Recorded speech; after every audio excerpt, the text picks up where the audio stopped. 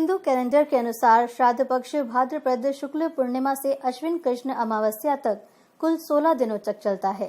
उक्त 16 दिनों में हर दिन अलग अलग लोगों के लिए श्राद्ध होता है। वैसे अक्सर ये होता है कि जिस तिथि तो व्यक्ति की मृत्यु हुई है, श्राद्ध में पड़ने वाली उस तिथि को उसका श्राद्ध किया जाता है। लेकिन इसके अलावा भी ये ध्यान देना चाहिए कि नियम अनुसार किस दिन किसके लिए और कौन सा श्राद्ध करना चाहिए। श्राद्ध की 16 तिथियां होती हैं: पूर्णिमा, प्रतिपदा, द्वितीया, तृतीया, चतुर्थी, पंचमी, षष्ठी, सप्तमी, अष्टमी, नवमी, दशमी, एकादशी, द्वादशी, त्रयोदशी, चतुर्दशी और अमावस्या।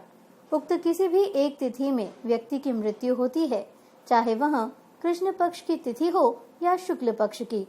श्राद्ध में जब ये तिथि आती है तो जिस तिथि में व्यक्ति की मृत्यु हुई है, उस तिथि में उसका श्राद्ध करने का विधान है। प्रतिपदा को नाना नानी का श्राद्ध कर सकते हैं।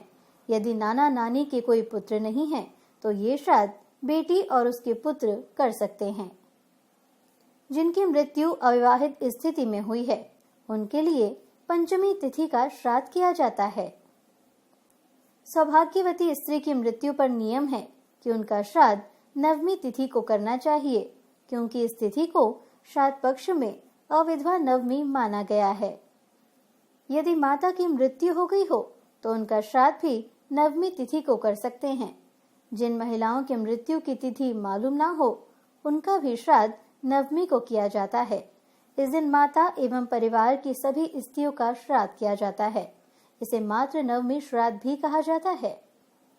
इसी तरह एकादशी तिथि को संन्यास लेने वाले व्यक्तियों का श्राद्ध करने की परंपरा है, जबकि सन्यासियों के श्राद्ध की तिथि द्वादशी 12वीं भी मानी जाती है। श्राद्ध महालय के कृष्ण पक्ष की त्रयोदशी तिथि को बच्चों का श्राद्ध किया जाता है। जिनकी मृत्यु अकाल हुई हो या जल में डूबने, शस्त्रों के आघात या विषपान करने से हुई हो, उनका चतुर्दशी की तिथि में श्राद्ध किया जाना चाहिए। वहीं सर्वपितृ अमावस्या पर ज्ञात अज्ञात सभी पितरों का श्राद्ध करने की परंपरा है। इसे पितृ विसर्जनी अमावस्या, महालय समापन आदि नामों से जाना जाता है। पूर्णिमा को मृत्यु प्राप्त जातकों का श्राद्ध केवल भाद्रपद शुक्ल पूर्णिमा अथवा अश्विन कृष्ण अमावस्या को किया जाता है। इसे पोष्टपदी पूर्णिमा भी कहा जाता है। यदि निधन पूर्णिमा तिथि को हुई हो तो उनका श्राद्ध अष्टमी, द्वादशी या पितृमोक्ष अमावस्या को किया जा सकता है। इसके अलावा बच गई तिथियों को उनका श्राद्ध करें जिनका उक्त तिथि कृष्ण पक्ष या शुक्ल पक्ष को निधन हुआ हो, जैसे द्वितीया, तृतीया, चतुर्थी, षष्ठी, सप्तमी और दशमी।